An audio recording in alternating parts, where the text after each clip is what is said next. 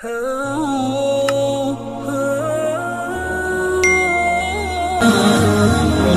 على رسوله الكريم. أما بعد فأعوذ بالله من الشيطان الرجيم. بسم الله الرحمن الرحيم. قال يا ابن لا تأخذ بلحيتي ولا برأسي إني خشيت أن تقول فرقت بين بني إسرائيل ولم ترقب قولي. قال فما خطبك يا سامري؟ قال بصرت بما لم يبصروا به فقبضت قبضة من أثر الرسول فنبذتها وكذلك سولت لي نفسي. قال فاذهب فإن لك في الحياة أن تقول لا مساس وإن لك موعدا لن تخلفه وانظر إلى إلهك الذي ظلت عليه عاكفا لنحرقنه ثم لننسفنه في اليم نسفا إنما إلهكم الله الذي لا إله إلا هو وسع كل شيء علما. سورۃ طٰہٰ کا درس چل رہا ہے. اسی سورت کے آیت نمبر 94 سے لے کر 98 تک تلاوت کی. ان آیتوں کے اندر بھی حضرت موسیٰ علیہ السلام حضرت ہارون علیہ السلام کے قصہ چل رہا ہے کہ حضرت موسیٰ علیہ السلام کو طور کے پاس گئے. اللہ رب العزت نے تورات دینے کا وعدہ کیا تو وہاں سے واپس پلٹنے سے پہلے اللہ رب العزت نے اطلاع دی تھی کہ آپ کی قوم کو فتنے میں ڈال دیا گیا ہے. تو اس پر بڑا افسوس بھی ہوا اور غصہ بھی آیا اور آ کے اپنی قوم سے مخاطب ہوئے. تو ان قوم والوں نے کہا کہ ہمیں سامری نے گمراہ کر دیا ہے. اور اس کے بعد موسیٰ علیہ السلام ہارون علیہ السلام کے اوپر ناراضگی کا اظہار کیا، جس کا آج کی آیت میں اللہ رب العزت نے تذکرہ بیان فرمایا ہے کہ حضرت موسیٰ علیہ السلام نے غصے کے اندر تھے، جو تختیاں وہاں سے ملی تھی ان کو نیچے ڈال دیا اور حضرت ہارون علیہ السلام کے سر اور داڑھی سے پکڑا اور غصے کا اظہار کرتے ہوئے کہا کہ آپ نے ان کو کیوں نہیں سمجھایا جب یہ گمراہ دیکھ رہے تھے، یہ بھٹک رہے ہیں. تو اس وقت ہارون علیہ السلام نے فرمایا کہ میں خوف کھاتا تھا اس بات کے اوپر کہ آپ کہیں گے کہ آپ نے انتظار نہیں کیا میری بات کا اور آپ نے بنی اسرائیل کے اندر تفرقہ ڈال دیا. گزشتہ آیتوں کے اندر گزرا تھا کہ حضرت موسیٰ علیہ السلام نے فرمایا تھا کہ آپ نے دیکھا کہ جب یہ قوم فتنے کے اندر مبتلا ہو رہی تھی تو آپ میری طرف آ جاتے، میری اتباع کر لیتے تاکہ مجھے آ کے اطلاع کر دیتے تو میں سمجھ جاتا. تو اس کے جواب میں حضرت ہارون علیہ السلام نے فرمایا کہ اگر میں اس طرح پلٹ کر آ جاتا تو پھر یہ قوم دو فرقوں کے اندر بھٹک جاتی کہ میں آتا تو میرے ساتھ کچھ لوگ آ جاتے اور کچھ لوگ میرے ساتھ نہیں آتے، پیچھے رہ جاتے. اس طرح کے ان قوموں کا دو کے اندر بٹنے کا امکان تھا، اس لیے میں نہیں آیا تاکہ آپ یہ نہ کہو کہ آپ نے ان کے اندر تفرقہ ڈال دیا. میں اس لیے ان کے ساتھ ہی رہا اور آپ کے پیچھے پلٹ کر نہیں آیا. جب حضرت موسیٰ علیہ السلام کو تسلی ہو گئی کہ حضرت ہارون علیہ السلام نے اپنے طور پر ان کو سمجھایا لیکن یہ نہیں مانے، اس کے بعد حضرت موسیٰ علیہ السلام نے سامری سے مخاطب ہوئے اور سامری کو کہا کہ آپ کا کیا معاملہ ہے اے سامری، آپ نے میری قوم کو کیوں گمراہ کیا اور کس وجہ سے گمراہ کیا، وہ وجوہات تو بتائیں.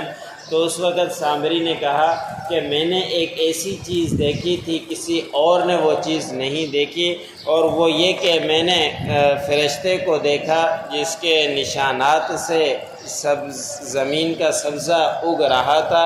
تو میں نے ان کو وہاں سے مٹی کو تھوڑا سا ٹکڑا اٹھا لیا تھا اور وہ اٹھا کر آیا. تو جب اس قوم والوں نے سونا اپنا پھینکا تو اس وقت میں نے وہ ان کا بچڑا بنا کر ان کے منہ کے اندر یہ مٹی ڈال دی تھی.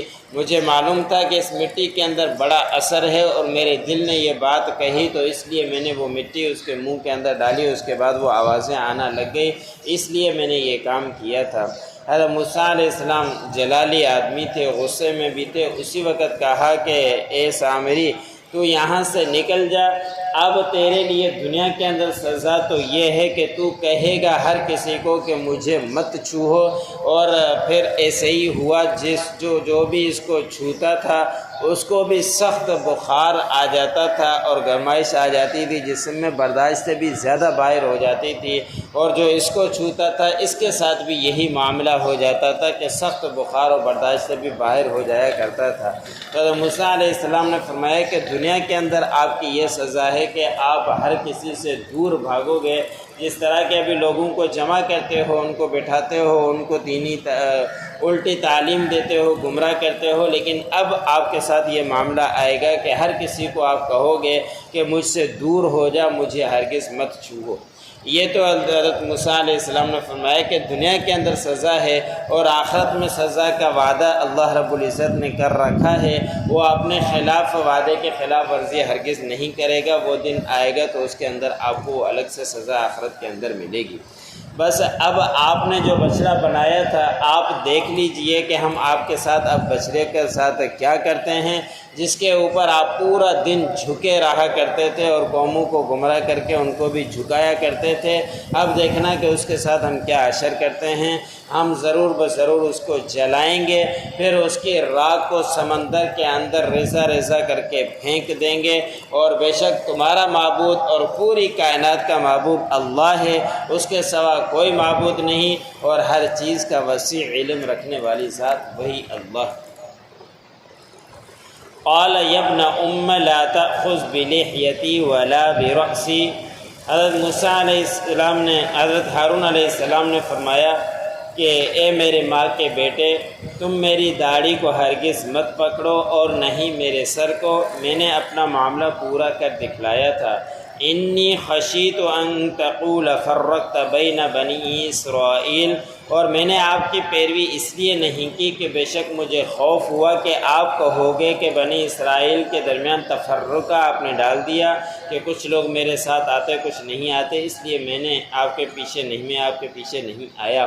وَلَمْ تَرْقُبْ قَوْلِي، اور آپ نے میری بات کا انتظار کیوں نہیں کیا، اس وجہ سے یہی جواب حضرت موسیٰ علیہ السلام کو حضرت ہارون علیہ السلام نے دیا۔ قَالَ فَمَا خَطْبُكَ يَا سَامِرِيُّ۔ حضرت موسیٰ علیہ السلام اس کے بعد سامری کی طرف مخاطب ہوئے اور کہا کہ آپ کا کیا معاملہ ہے اے سامری؟ قَالَ بَصُرْتُ بِمَا لَمْ يَبْصُرُوا۔ سامری نے کہا کہ میں نے ایک چیز دیکھی جس کو کسی اور نے نہیں دیکھی، بس فَقَبَضْتُ قَبْضَةً مِّنْ أَثَرِ الرَّسُولِ، بس میں نے ایک مٹھی اٹھا لی فرشتے کے نقشے کا آثار میں سے، جو جہاں پاؤں رکھا کرتے تھے وہاں سبزہ اگ جاتا تھا، وہاں سے میں نے مٹی اٹھا لی۔ فَنَبَذْتُهَا، بس میں نے وہاں سے اٹھا لی۔ وَكَذَلِكَ سَوَّلَتْ لِي نَفْسِي، اور اسی طرح مجھے میرے نفس نے ابھارا کہ یہ بچڑا بنانے کے بعد اس کے منہ کے اندر وہ مٹی ڈال دو۔ قال فاذهب، حضرت موسیٰ علیہ السلام نے فرمایا کہ یہاں سے دفع ہو جائیے۔ فإن لك في الحیات ان تقول لا مثال، بس آپ دنیا کی زندگی میں ہر کسی کو یہ کہتے رہیں گے کہ مجھے ہرگز مت چھوؤ۔ وإن لك موعدا لن تخلفه، اور بے شک آپ کے لیے وعدہ ہے آخرت کا، وہ ہرگز اس کی خلاف ورزی نہیں کی جائے گی۔ وانظر إلى إلهك الذي ظلت عليه عاکفا، اور دیکھیے اپنے معبود کی طرف جس کے اوپر پورا دن آپ جھکے رہا کرتے تھے۔ لَنُحَرِّقَنَّهُ، ہم ضرور بضرور اس کو جلائیں گے۔ ثُمَّ لَنَنْسِفَنَّهُ فِي الْيَمِّ نَسْفًا، پھر ہم اس کو ریزہ بنا کر اور اس کی ریزہ بنا کر اس کو سمندر کے اندر راکھ بنا کر پھینک دیں گے۔ انما الہکم اللہ لا الہ الا ہو، بے شک تمہارا معبود اللہ ہے، اس کے سوا کوئی معبود نہیں۔ وسع کل شیء علما، اور ہر چیز کا وسیع علم رکھنے والا ہے۔ جو پڑھا سنا مجھے سننے والوں